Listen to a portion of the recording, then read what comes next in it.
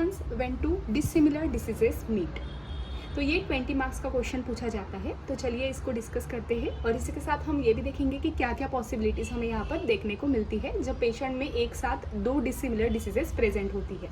तो जब भी बॉडी में दो डिसिमिलर डिसीजेस प्रेजेंट होती है, दे ईदर सप्रेस, पैलिएट और फॉर्म अ कॉम्प्लेक्स डिसीज। तो वो या तो सप्रेस कर देती है एक दूसरे को, या पैलिएट करेगी, या दोनों मिलकर ही एक नई डिसीज को फॉर्म करेंगी जो कि कॉम्प्लेक्स रहेगी। The nature's law of cure explains that only similar disease can cure a disease। तो हमारे नेचर्स का जो लॉ है, नेचर्स लॉ ऑफ क्योर, उसमें ये कहा गया है कि जब भी बॉडी में दो सिमिलर डिसीज रहेंगी तभी वो एक जो स्ट्रॉन्गर सिमिलर डिसीज रहेगी वो वीकर को ठीक कर सकती है, ना कि dissimilar. Two dissimilar disease can never cure each other.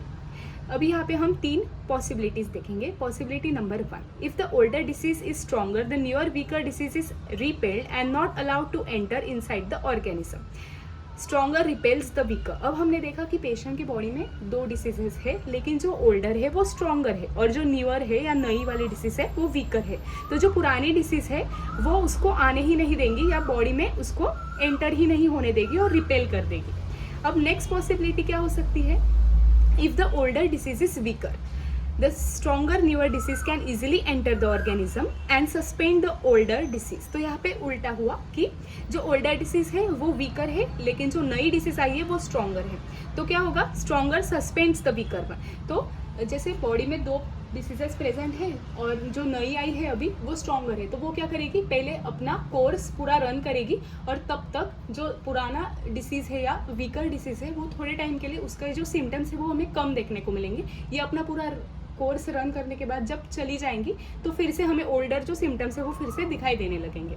और लास्ट जो पॉसिबिलिटी है, possibility number 3, two diseases of equal strength after a long period the new dissimilar disease joins the older one and forms a complex disease. तो यहाँ पे क्या हो जाएगा? अभी दोनों मिलकर ही एक कॉम्प्लेक्स डिसीज को फॉर्म कर देती है। तो अभी हमने ये जो तीन पॉसिबिलिटी देखी उनको थोड़ा डिटेल में पढ़ेंगे। इसमें सबसे पहला है पॉसिबिलिटी नंबर 1, रिपल्शन, जो कि हैनेमन सर ने एफोरिज्म 36 में डिस्क्राइब किया है। और ये भी आपको एमसीक्यू में पूछा जाता है कि सप्रेशन, रिपल्शन ये कौन से एफोरिज्म में हैनेमन सर ने हमें दिया है या बताया गया है। तो आपको याद रखना है कि एफोरिज्म 36 में रिपल्शन को सर ने अच्छे तरीके से समझाया है। If two dissimilar disease meeting together in person are of equal strength or the older one is stronger, the result will be the new disease will be repelled by the old one from the body and not allowed to affect it। तो यहाँ क्या होगा कि अगर दो diseases है और जो ओल्ड वन है वो स्ट्रॉन्गर है तो वो न्यू डिसीज़ को बॉडी में एंटर नहीं होने देंगी या उसे रिपेल कर देती है। अब इसके हम एग्जाम्पल से इसको और अच्छे से समझेंगे।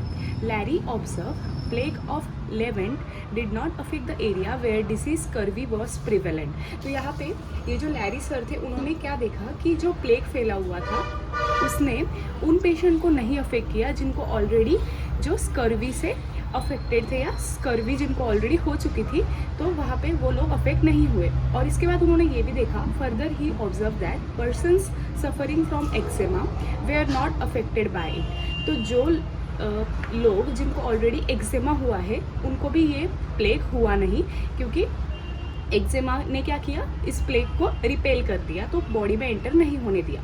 तो ये था पहला एग्जाम्पल। अब नेक्स्ट देखेंगे Jenner observe rachitis prevented vaccination from taking effect. तो जो रेकाइटिस डिसीज़ होती है ये जिन लोगों में प्रेजेंट थी वहाँ पे उन्होंने जो वैक्सीनेशन लिया तो वैक्सीनेशन का इफेक्ट ही वहाँ पे देखने को नहीं मिला, क्योंकि उसने रेकाइटिस ने ये वैक्सीनेशन का जो इफेक्ट है उसको रिपेल कर दिया।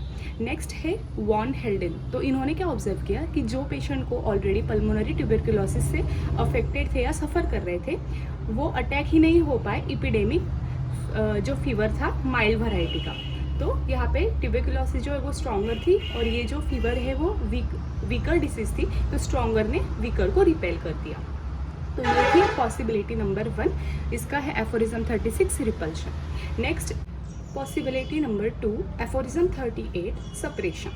तो हैनेमन सर ने एफोरिज्म 38 में सपरेशन को एग्जाम्पल के साथ समझाया गया है। ये भी आपको एमसीक्यू में पूछा जाता है कि सपरेशन ये कौन से एफोरिज्म में समझाया गया है, तो आपको आंसर देना है 38।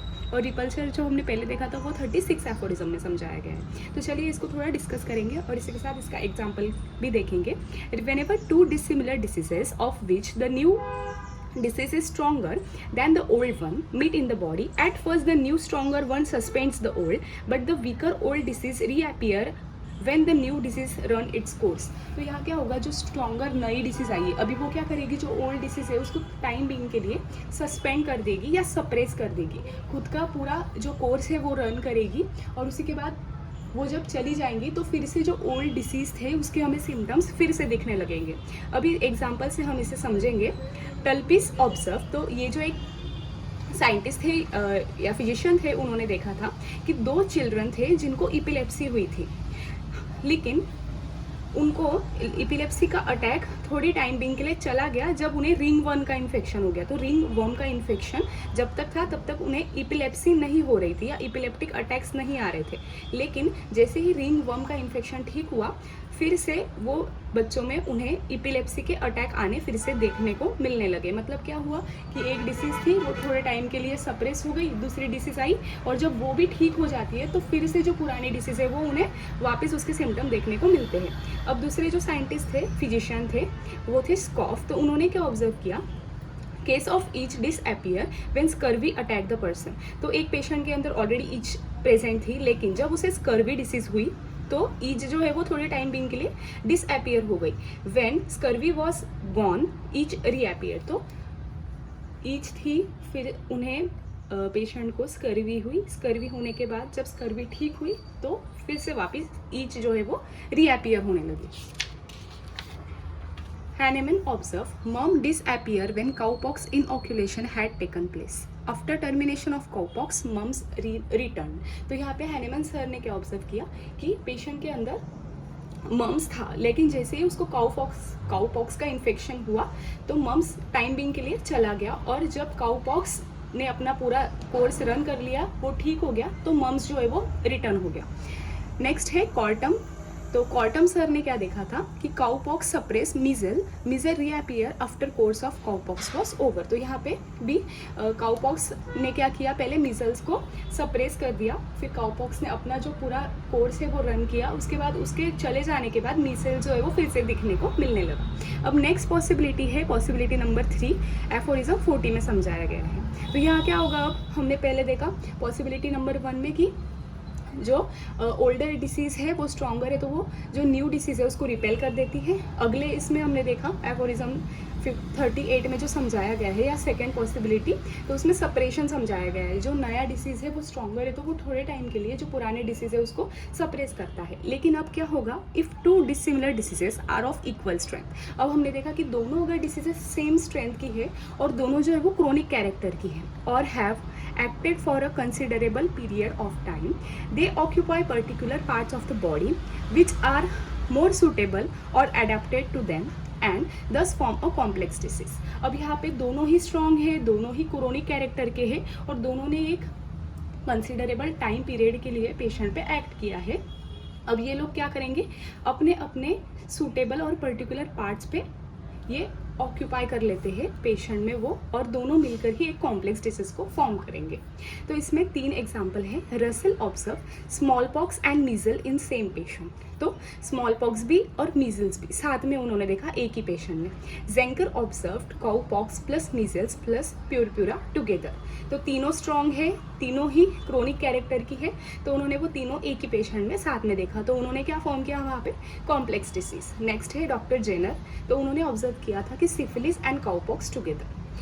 नेक्स्ट है कॉम्प्लेक्स डिसीज को देखते हैं कि कॉम्प्लेक्स डिसीज होता क्या है। इसका डेफिनेशन है when more than 1 dissimilar diseases are present at the same time in a same person, means it is a mixture of more than 1 dissimilar disease.